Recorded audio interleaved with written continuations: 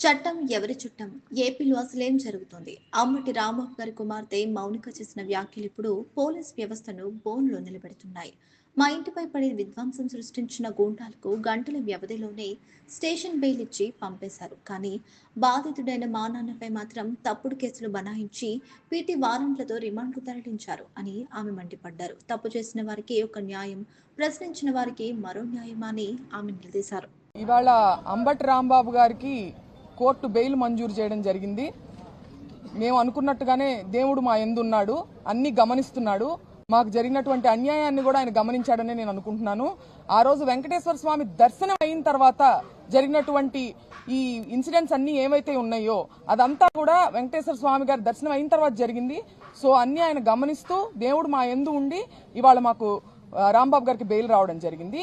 అట్లాగే వాళ్ళ ఎవరైతే ప్రవోక్ చేశారో గ్రంథాలయం చైర్మన్ గారు వందన గారు కానీ ఇతరులు కానీ ప్రవోక్ చేసిన వారి పట్ల మటుకు ఏ కేసులు లేవు. అవే తప్పులు చేసినటువంటి అవే మాటలు మాట్లాడినటువంటి వారి మీద మటుకు ఏ కేసులు లేవు.